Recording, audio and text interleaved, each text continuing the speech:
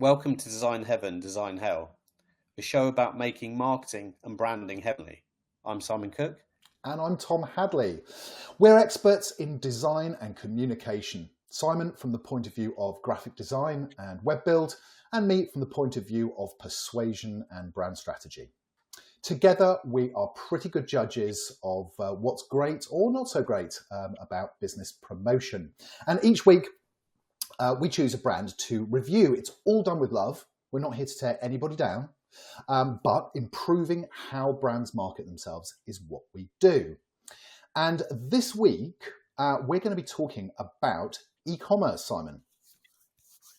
Because last week we talked about the high street and commerce in the real world with your Thames Valley stuff. So this week we're gonna talk e-commerce. Does that sound good? Sounds great. Yeah, looking forward to it, Tom. Excellent. Let me show you. This week I want to talk about Nourish3d, who are an exciting brand, and I'll tell you how I stumbled across them. I was looking at the Sunday Times 100 Tech 100 list. And I was looking at the hardware section of it. This is the list that the Sunday Times do every year about the fastest growing companies in Britain. And I was looking down the list when I found this company called Remedy Health, which do personalised nutrition. And I was like, why is a personalised nutrition company in the hardware Tech 100? So I went looking, and Remedy Health are the brand behind Nourish3d. Okay. So here they are. And what they basically do is they sell those little health gummies that people love to take as the new form of supplement. We kind of, it's not so much popping pills anymore. It's chewing these little gummies. And basically these guys have got this really clever system whereby they have these 7-layer little gummy sweets. But there is a high degree of personalization behind them. And the kind of USP behind the whole thing is that they are using 3D printing. Ah, yes, that's super technology that we all got very excited about 10 years ago and then all forgot about. But here is 3D printing back with a very, combined with some AI, to make a very interesting USP. So let's get into it. Simon, you've obviously had a chance to look at this. Could I ask you, just from the brand point of view, how did you find discovering Nourish3d? Yeah, absolutely, Tom. So I think the first thing I would say is I absolutely love the color palette. It's very kind of harmonious, I think is the word I'd use to describe it. The use of the sort of dark navy blue, the kind of off-white as well in the background, going into creams. I mean, I'm presuming it's skin tones, isn't it? I mean, I think you're right. That's a great call, actually. Yeah, I think you're absolutely right. It's definitely got that feel. And even the way they've kind of, in that hero section, you can see there, they've obviously got a photo, but the photo is almost bleeding into a gradation, which I just love it. I think the tone, from a tone point of view, it's really, it feels really nice. I think it's what I would refer to as premium. So what do I mean by premium? I know this is a term I do sort of throw around a little bit as designers tend to. So really what I'm trying to say is, obviously, it's really lovely bespoke photography, and you can see that in the hero image, and obviously in the image just directly below that with the actual product in there. It's the use of trust signals. So obviously you've got some really cool names in there, sort of Vogue and Vanity Fair, and those sort of names. The fact that the site isn't just using like a white background or maybe a grey, it's just got that, it's got a soft tone to it as well. So it says sophistication, it says refined. The attention to detail, particularly even just on things like the button. So as you hover over a button there, Tom, you can actually see a kind of like a very simple animation sort of, affecting the mouse over there. These are subtle things. You're obviously going down now and you can sort of see more of the product photos, the use of kind of a nice kind of color palette coming in there, to kind of, again, show the different options. Everything looks like it's really had attention to detail and effort and time spent on it, which usually comes at a cost, but you can really see that it's working from an end result point of view. That's why, I mean, in the world of brand, we call it costly signaling, for exactly that reason, that the more time and effort you put into your presence, whether it's a digital presence like a website or the quality of paper in your business card. Every single one of these things is a touch point that says you can trust us. We've thought of everything. We are highly trustworthy. So yep, that's a very good way of wrapping that whole brand visual identity. Why do we do it up? So well done, Si. Yeah, cool. Particularly for an e-commerce brand as well, because again, if you're going to be, I'm not sure in terms of the actual costs of these sort of items, but the point is, if you're buying something that, it's new technology, but it's, 3D printing, if by the visual side of things, you're presenting the brand in a really, not necessarily expensive, but again, in a really thoughtful way, that does suggest quality. The product that you're going to receive at the end of the day is going to be quality. Also, you're going to be eating it, right? So you want to make sure that it's been made to the best standards and that sort of thing. Do you know, you've made a really interesting point there that I'm going to pick up on in a bit, which is this is an e-commerce site, and it does, in some respects, it doesn't feel like one. And I'm going to get into that in a minute. One other question for you, just before we come off the brand identity, the logo. What did you make of that? Of course, yeah. So my initial, first time I saw it, I suppose, there was something that was jarring with me, and it was obviously the last E, so the E before the D in Nourished, it's been reversed, and that was something that, I'll be honest, when I first saw it, I was like, okay, why have they done that? What's the reasoning behind it? And I couldn't quite work it out to start with.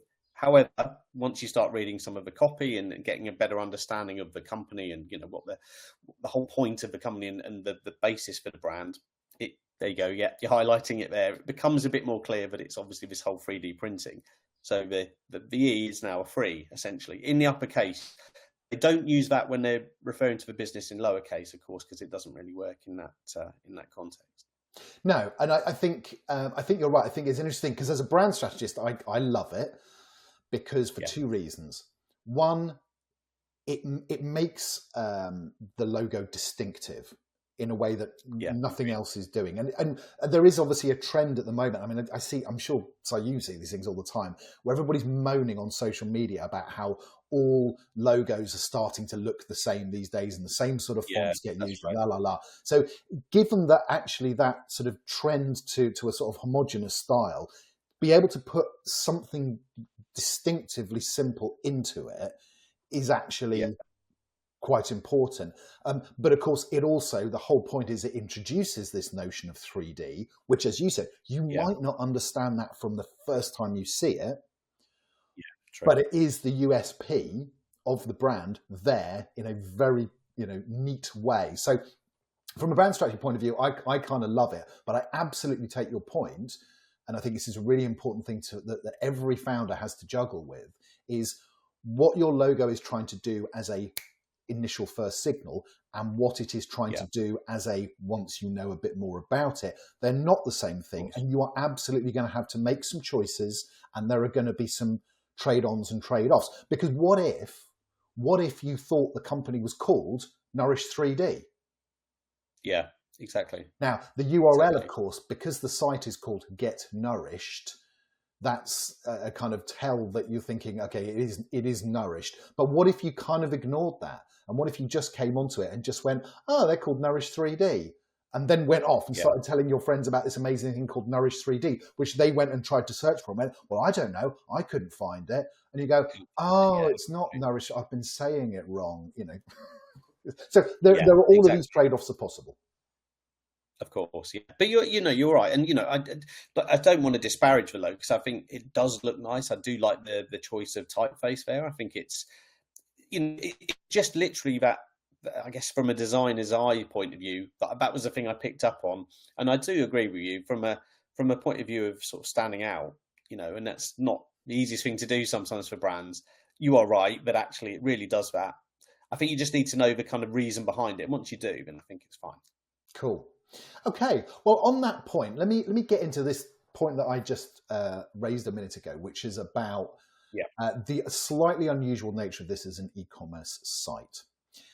Because what you would normally expect with an e-commerce site is obviously to see product And then it's all, it gets, you know, e-commerce sites get quite transactional quite quickly. And it's like, right, go do stuff. Here's a load of product. Rah, rah, rah, rah, rah. Get buying it. And, you know, that's the sort of orthodox thing. Whereas, of course, we do see the product on the homepage. In fact, we see it twice. We see it, and it's cleverly done. We see it from an angle where the 7 layers are very visible. You don't realize that to start off with, but it's important because the whole way of personalizing this is that's going to become important. And the second thing is, and it just goes to simplicity. Let's make sure we're clear. This is a thing you put in your mouth. And there's nothing wrong with that image, making that fairly bloody obvious, just in case people thought it was something else. I don't know. You know, it's like, you're interested to know.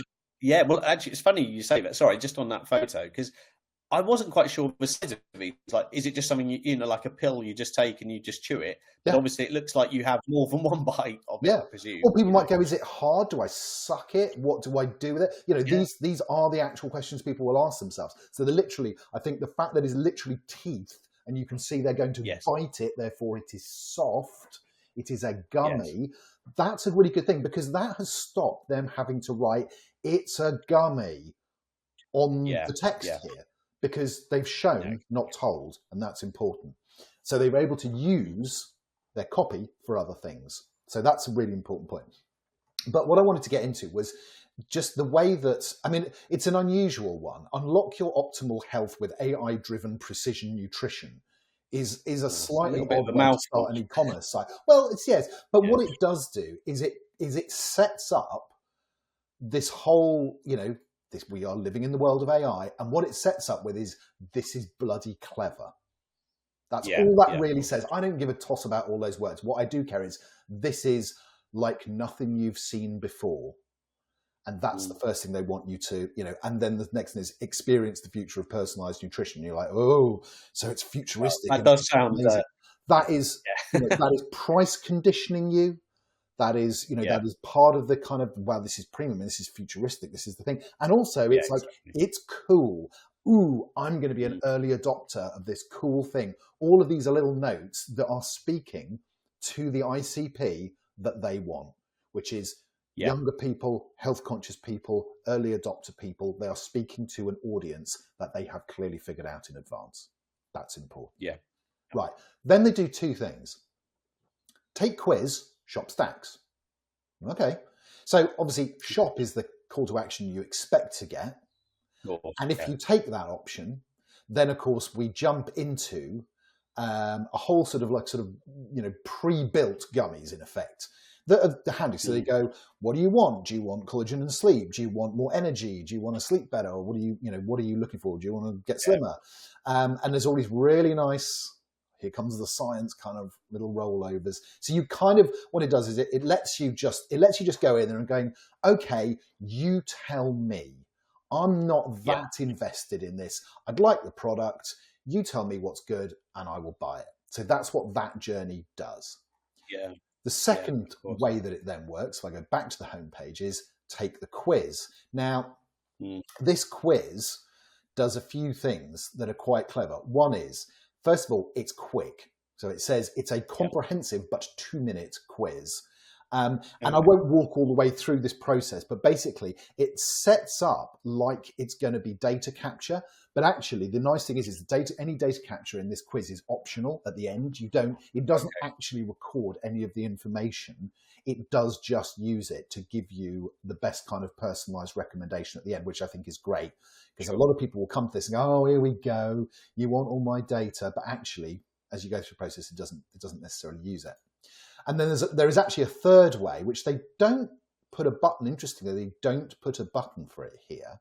And I think there's an interesting choice. But if you go up to create, as well as the quiz option, there's a third option, which is this stack builder.